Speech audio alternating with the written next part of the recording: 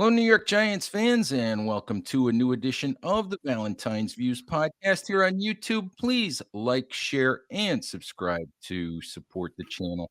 Your New York Giants are coming up on a week 8 prime time matchup on Monday night in Pittsburgh against the Pittsburgh Steelers. Are your Giants heading for yet another primetime debacle? Considering that they're 2-17, I think it is, since 2019 on primetime games. That could well be the case.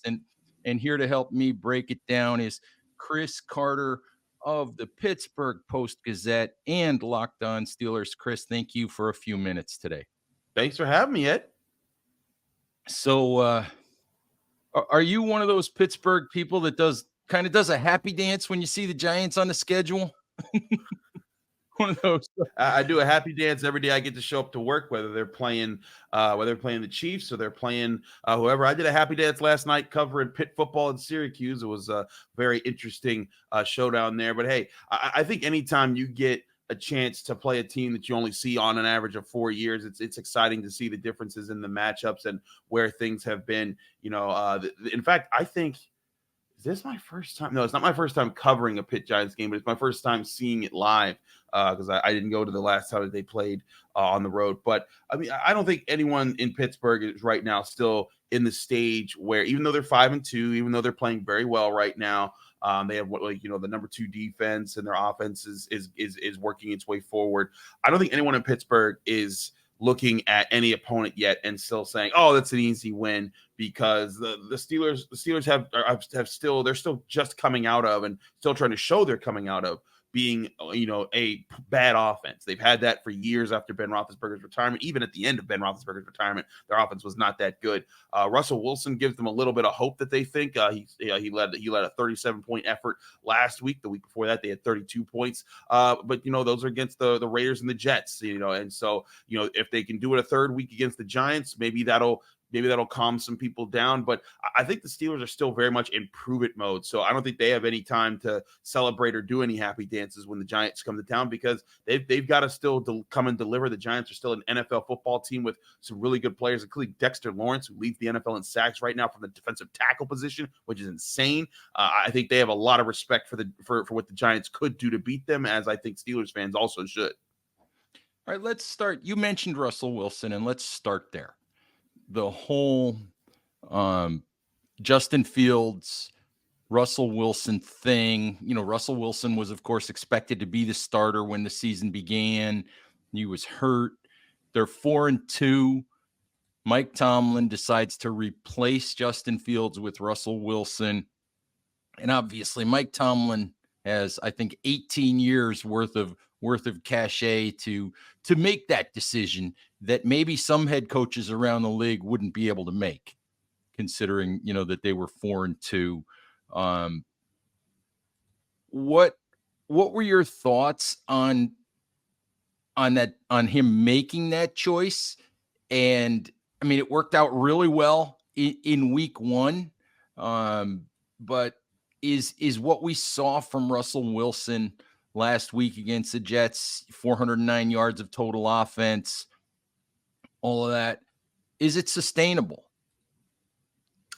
Is it sustainable? I think it is. I think what the Steelers are trying to do, the Steelers offense is not a plan to lean on a superstar. Like if you think back to the Killer B days of Antonio Brown and Le'Veon Bell and Ben Roethlisberger, when they would just be like, "Hey, Antonio Brown is just going to get his today. He's got 200 yards through the air. Le'Veon Bell, we're just going to feed him, throw the ball to him, run the ball with him." This is an offense that's going to want to hurt you with several different people it has. Najee Harris has had back-to-back 100-yard rushing performances. Jalen Warren's back healthy. Cordero Patterson's back healthy. So now they have the trio of running backs that they always wanted to have in this offense. They haven't really had a whole lot this season because they've been banged up.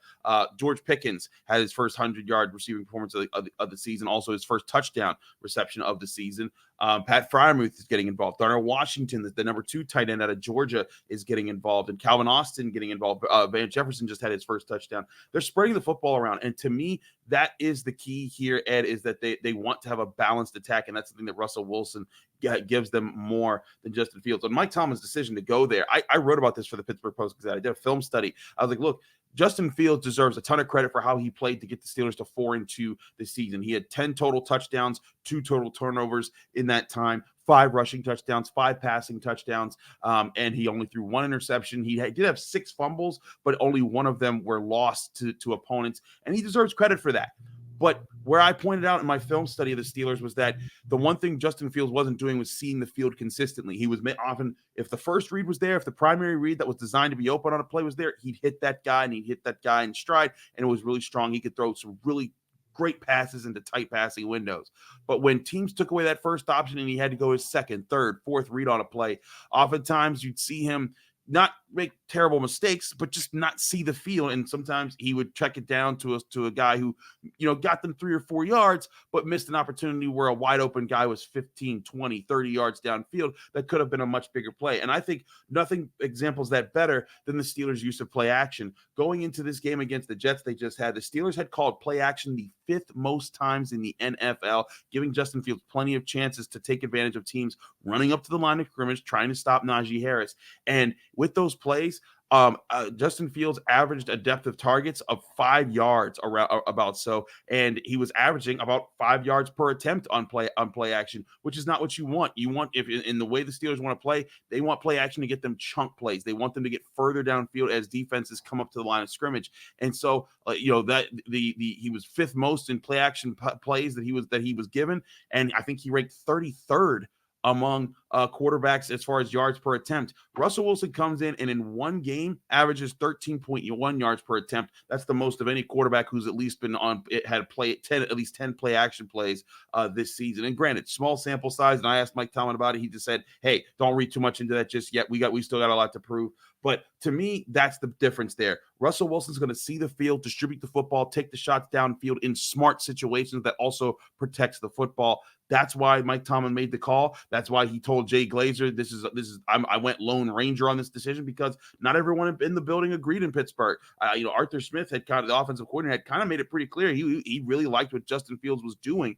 But Mike Tomlin, like you said, he's a Super Bowl champion. He's a 2-time AFC champion. He's been in the league. This is his 18th season. He's never had a losing season. No one's done that since Curly Lambeau, which is the guy whose name the Lambeau Field is named for in Green Bay. So he gets to make those calls, and at least for one game, it worked out. Will it continue to work out? That's what we'll find out Monday night. Where are you on Justin Fields? All of a sudden, he's the backup quarterback, and now, I see his name, bandied about in trade rumors and this and that. You don't expect the Steelers to move him, do you? I do not. I think that is pure speculation for the sake of speculation. I think people look at Russell Wilson taking the job and think, oh, the Steelers could get this for him and could get that for him. The Steelers are also very aware that, look, Russell Wilson, when he showed up to training camp, he had a calf injury that sat him for pretty much the whole training camp. And then they thought he was good to go week 1, and then he missed 6 games. So why would you sell your backup quarterback, who, again, played very well behind, when Russell Wilson was hurt, just because Russell Wilson had one good game? You don't know if he's going to get a hit or strain his calf or do something else in the next game. So don't expect them to move on from Justin Fields. I've been very impressed with Justin Fields. The questions I had about him coming from Chicago was, hey, could he wipe away his past where he was averaging turnovers at a ridiculous rate in Chicago? And listen, I said, no, there's no doubt in my mind that Chicago was a big part of that problem. Their culture for many years wasn't conducive to strong quarterback play. How many quarterbacks had gone in there and not turned out well? Caleb Williams looking like he's bucking that trend right now. But Justin Fields certainly did not. I think the Steelers had to kind of clean off all those issues and say, hey, can you play to this specific system we're giving you here? Can you protect the football? Can you prioritize possessing the football, winning third downs, putting us in winnable third down situations, 3rd and 4, 3rd and 3 instead of 3rd and 8 and 3rd and 9? And if you do those things, it'll show us that we can expand a little bit more. And I think they did expand a little bit more, especially after the Colts game when they lost to the Cowboys and then they beat the Raiders with Justin Fields. I saw them open up the offense a bit more, give them chances to be aggressive. Justin Fields just didn't take a good opportunity, take a good hold of those opportunities to create better moments. And to me, that's a big reason why Russell Wilson, when he came back in, he was quickly re-solidified as QB1, as he had been on the depth chart all season long. But certainly, I think Justin Fields is stepping in the right direction. But he's a guy who's in his 4th year in the NFL against a guy who's in his 13th year in the NFL, had 9 Pro Bowls and a Super Bowl championship, and has been to 2 Super Bowls in Russell Wilson. And again, Russell Wilson showed in his first game he can see the field and distribute the football. I think the Steelers' plan might be, if they can find a way to keep both these guys for not paying a whole lot next year, they'll probably, if Russell Wilson plays well the rest of the season, they might bring him back on a 1 or 2 year deal. But I think that they like what they see out of Justin Fields. And even if they don't get Russell Wilson back, or even if they do, they'll want to keep him as well, because I think that they see a potential sort of revitalized quarterback career for him. And I think he might see it for himself as well. I think he likes what he's getting from the Steelers offense. They're giving him a real chance, and he was able to make real plays. And the Steelers offense has also backed him. Like Najee Harris, when last week heading into the Jets game, I'm sorry for rambling here. Justin Fields said, I didn't play good. I didn't play well enough to show that I deserve to be the guy. He wasn't mad at the Steelers. He said, I didn't do enough to prove that I should be the starting quarterback moving forward. And you know what the response was of his teammates? Najee Harris was like, oh, he's way too hard on himself. He played phenomenal. We love that kid. He's fighting, but this is the coach's decision. We're going to run with it there. The Steelers feel like they can win with whoever's at quarterback, but at least the players do. So I think there's a confidence in Justin Fields. There's just more confidence in Russell Wilson, who, by the way, they went and got before they got Justin Fields, right, which should show the hierarchy there. But I don't think there's any lack of confidence that Justin Fields, if need to be called upon, can make plays again. And I think, in fact, they're kind of counting on it, because I think they're going to be expecting that there's going to be a day where he's called upon. Absolutely. We know that that quarterbacks get hurt all the time in the NFL. What was it, 60-some quarterbacks that started games a year ago? Mm-hmm. So, yeah, so having a quality backup is important, if you intend to win games. Let's turn away from the quarterback topic a little bit. I want to ask you, Brian Daboll, Giants head coach, has on a number of occasions this week talked about not only facing a good Steelers team, but how difficult it is to go into Pittsburgh and play. And what I want to ask you about, the Steelers fans maybe don't get the hype, don't get the credit that maybe the 12th man gets in Seattle. And yet it is a really difficult place to play. Just talk about what it's like for a visiting team to come in there. Talk about the atmosphere in that stadium a little bit. Let me tell you, if you think the Steelers fans have calmed down because they haven't won a playoff game in 7 years and they haven't been to a Super Bowl since 2010-2011 season, you'd be mistaken. I was just there for Sunday Night Football against the Jets, and Steelers fans packed that place out. We're loud. We're just insane, raring to go, excited for Russell Wilson.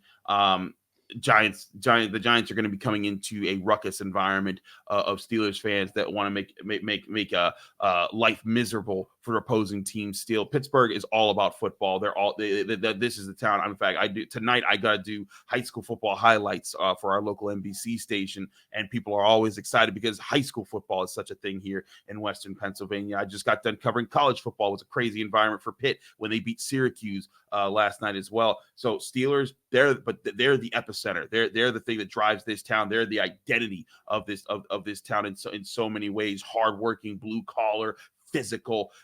The fans love that, and they love to get loud. They're going to play Renegade. I don't know if you know about the Renegade they do here, Ed. If it's Giants fans, if you're unfamiliar, it's a tradition that whenever the Steelers, when the scoreboard people decide when they want it and when they're going to use it, when they feel that the defense needs a turnover drive in the second half of the game, you'll see the scoreboard go black, and then you'll hear Renegade by Styx start playing with defensive highlights running, and the entire crowd starts singing it.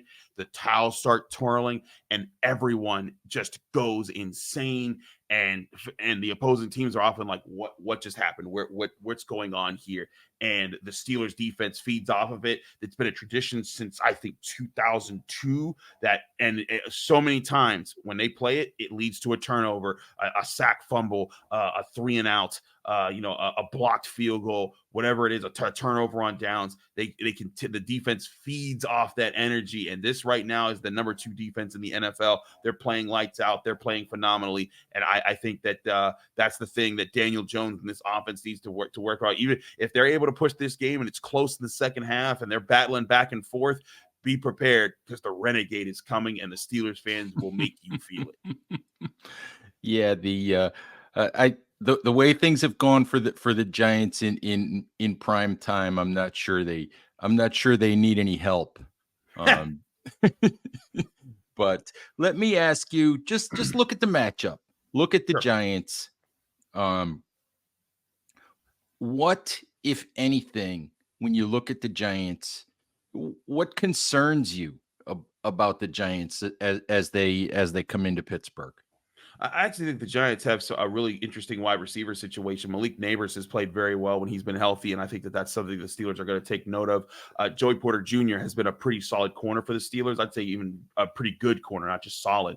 I'm going to love watching that matchup. I think those two guys can be two young guns going at it and getting physical. Malik Neighbors is going to be dealing with a press corner there that's going to want to jam him at the line of scrimmage. Can he get off there? That'll be awesome. Darius Slayton, a solid route runner that Steelers will be going up against. The Steelers are banged up at cornerback right now. Corey Trice has been on injured reserve. Dante Jackson, I think, should miss this game with a shoulder injury, which means James Pierre, a guy that was on the practice squad recently, will be playing number 2 corner a lot this game. That could be a chance for Daniel Jones to find some easy targets, but Aaron Rodgers tried to take advantage of that last week, and it didn't go too well for him. So Daniel Jones is going to have to be mindful of that. But on the flip side, defensively, I think that's where the Giants can create some hay. Dexter Lawrence is one of the best defensive players in the NFL this year. I think he should be in Defensive Player of the Year conversations. I'm very sorry for this glare because the sun is just breaking through right now.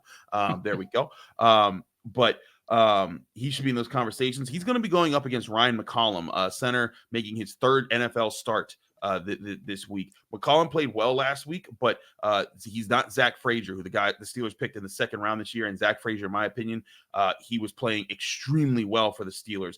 The Giants need to make this about the Steelers offensive line that's dealing with a lot of injuries. Zach Frazier starting center, out. James Daniels starting right guard, who's one of the 2 players that they've really paid on the offense, out for the season.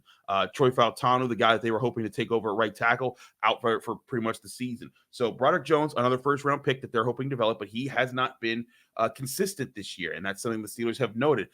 Mason McCormick, a rookie 4th-round pick at right guard. Ryan McCollum, a guy making his 3rd start of his career at center. Those are the things that the Giants need to capitalize on. If Brian Burns can be healthy, if Dexter Lawrence can be healthy, if those guys can get after the quarterback, that could be the thing that could change this game here. And listen, you got playmakers in the secondary. I've covered Jason Pinnock when he was at Pitt, a phenomenal player and a phenomenal athlete that I think is underrated for what he can do. But can they protect Deonte Banks from being in a bad position against George Pickens? Banks, being benched and being on the verge of having questions about his work ethic there. If the Giants are caught in some situations where Banks is in one-on-one with Pickens and he slacks against him, that could be the thing that Russell Wilson takes advantage of for some big chunk plays. I think if the Giants are going to win this game, they need this defensive front to stop the run, control the line of scrimmage, make life tough on Russell Wilson, and never let this offense get into a flow. And they need to hit on some chunk plays on offense. If they can get Malik Neighbors, Slayton, somebody, Wan'Dale Robinson, if they can get any of these guys to hit some big plays and the defense to create those pressure moments, that could be the key to pulling off the upset in Pittsburgh. Just what Giants fans didn't want to hear, Chris. Another team that the Giants are looking at that comes in with an apparently weak secondary, when Giants fans have been complaining for weeks that Brian Daboll has forgotten that you can actually turn around and hand the ball off to a running back. Just what Giants fans want to hear. I think because I think last week when Daniel Jones wasn't throwing the ball, he was doing designed quarterback runs. And I think Mm, against the Eagles, they handed the ball to a running back 3 times in the first half. my goodness. And, Daboll is a really good offensive mind, a really good offensive coordinator, but I think that's always been his rep is that he can get pass happy, which I think that was always Andy Reid's rep too. You But know, I agree with that assessment, and but here's the thing: the Steelers might force him to be in this game. The Steelers are, while they're the number 2 scoring defense, they're also the number 2 rushing defense, and not just in yards per game, but also in yards per attempt. Right, but it's them and the Ravens right at the top of the NFL. They do not want you to run the football. The Steelers prioritize that. The Steelers linebackers, my goodness, this sun is working through my blackout curtains right now. But the Steelers linebackers have been where a focus this offseason. They went and signed Patrick Queen to be the leader of the linebackers. They kept Elandon Roberts from last year. They still haven't even gotten back Cole Holcomb, who they were missing from a big injury last year. They're hoping to get him back at some point this season. But Peyton Wilson, who I think is one of the more underrated players of this draft class, a 3rd-round pick for the Steelers. He has come in. He led the team in tackles last week against the Jets. He's fast. He's big. He's out of NC State. He's learning the defense. The 3 of them in tandem are really helping shut down the run because they're flying sideline to sideline. They're hitting hard. They're making the right reads, and they're playing behind a really good defensive line right now. That's charged by Cam Hayward, Walter Payton Man of the Year. He's shown that, hey, I might be 35, but I'm still kicking. I'm still dangerous. Larry Ogunjobi's been pretty solid. Young 2nd-year player out of Wisconsin. Keanu Benton's been very good. It's going to make it hard on this offensive line with the Giants. It's missing Andrew Thomas, one of the better tackles in all the NFL. It's going to make it really tough on them. So if Daboll is going to get the running game going, I think he needs to pass to set up the run. I think he needs some of those chunk plays that can try to put the Steelers linebackers on their heels, maybe run some draws, some ways to kind of catch the Steelers in some bad matchups in the run game, and then maybe they can establish that balance. But if he tries to run the ball this week right into the teeth of the Steelers defense, I'd say good luck with that because that's kind of what they want teams to do. yeah, last thing I'll ask you, and you kind of hit on this already, but it sounds like what you're saying is if there's a path for the Giants, that path is through the Giants defensive line Yes. and through forcing Russell Wilson to make some mistakes. Absolutely. And also, Russell Wilson last week. Listen, the Jets have a really good defensive front. Will McDonald's been really pretty good off the edge for them this season. Quinton Williams, a big name, not as good as Dexter Lawrence, but still, they can get after the quarterback. And one thing I saw Russell Wilson very willing to do, he's very willing to throw the ball away. He's like, hey, I'm killing the play. We're not taking a big loss here. We're not throwing an interception. If you can do that several times throughout the game and give your offense time to figure out and hit some of those big plays, that could be the thing that you could put the Steelers behind the 8 ball. The Jets did that early against the Steelers last week, and I think they built up what was a 15-6 lead at one point. But that's not enough. You need to be able to build up, be up in the second half by 10 or so, and then put pressure on Russell Wilson to have to do something aggressive that could allow your defense to be in that position. It's not just going to be about 1 drive, 2 drives early, making 1 turnover happen. It's going to be about doing it consistently, confusing this Steelers offensive front that's very young. Again, third game starting for center Ryan McCollum, who's the backup guy. And by the way, he wasn't even supposed to be the backup guy. Nate Herbig was supposed to be the backup. He was out for the season before the season even started. So McCollum in that situation, Mason McCormick, a rookie starting right next to him, Broderick Jones, a 2nd-year player starting next to him, make life tough on them so that Russell Wilson has to kind of be very conservative, check the ball down or throw the ball away a lot. You do that, you could slow the pace of the Steelers offense and give Daniel Jones, Malik Neighbors in this offense a chance to hit some of those big chunk plays there that gives you a lead. But to me, that's the path that you're looking for if you're the Giants. Trust that defensive front to get it done, and do not allow the Steelers to hit on their own big plays, because when they do, this offense, I think, is very based in momentum. When they hit up one big play, others are coming, and then when they have confidence, they're rolling. And then when they have confidence, Najee Harris is running the football. And if Najee Harris is running the football and he's averaging 4, 5, 6 yards a pop, good luck stopping him, because that's what the Steelers exactly want to do. And he's been terrorizing defenses the last 2 weeks. All right, Chris, appreciate the time. Enjoy the game on Monday. Get some sleep between now and then, will you? Bah, sleep overrated. All right. Thanks for the time, Chris. Giants fans, thank you as always for listening. Please stay safe out there. Take care of each other, and we'll talk to you soon. Bye-bye.